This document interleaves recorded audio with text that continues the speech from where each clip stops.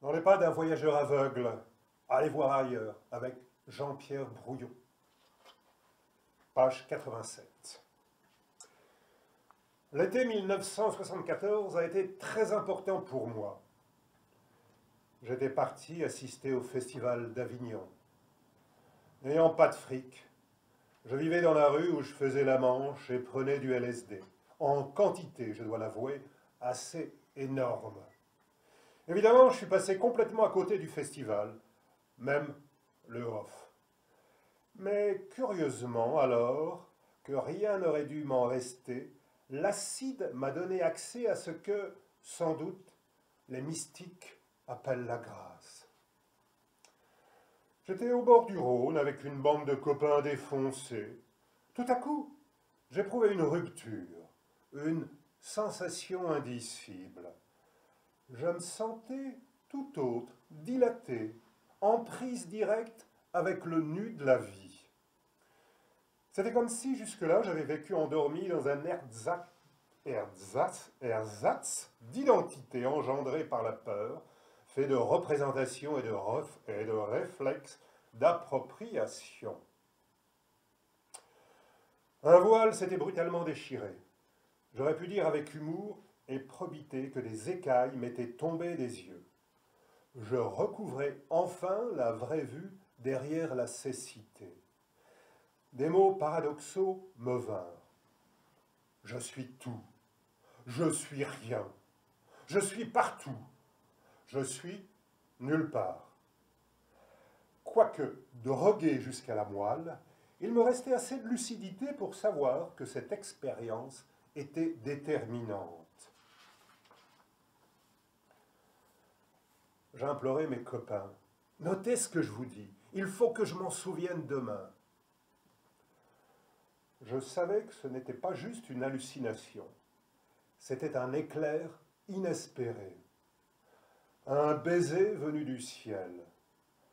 Cette foudroyante ouverture désignait étape par étape les nocturnités de mon existence.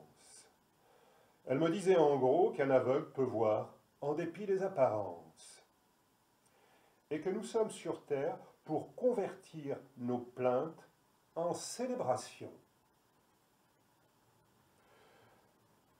Elle me murmurait des mots d'allégresse. Le chemin, c'est celui que nous traçons en marchant. Elle me montrait ce qui est à transformer, la peur, ce qui est à quitter, les jugements, ce qui est à accepter, notre vulnérabilité et notre pouvoir de transformation, ce qui est à débusquer, nos croyances, ce qu'il faut fuir, toute forme d'autorité, celle qui décide à votre place ce qui est bien pour vous. Nous et personne d'autre sommes responsables de notre souffrance. C'était une invitation à vivre sans apparence ni justification. C'était une seconde naissance, une transformation miraculeuse. Le lendemain, par un troublant hasard, j'ai rencontré des gens pratiquant la méditation. Ils m'ont expliqué que le but est de prendre conscience de qui l'on est, libéré des dépendances superflues. Pour moi, cela revenait à me détacher de mon passé. Je suis rien. Je suis tout. Je suis nulle part. Je suis partout. C'était donc ça, le message des musiciens comme Carlos Santana ou John McLaughlin. Laissez tomber les psychotropes et méditez. Vous trouverez la joie.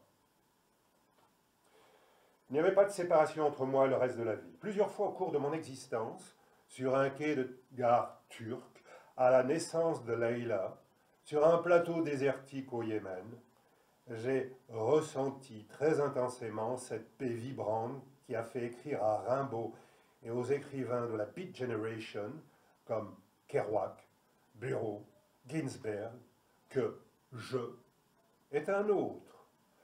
Je crois pouvoir affirmer que ces révélations sur notre parenté avec tout ce qui existe ont transformé mon rapport à la cécité et aux autres.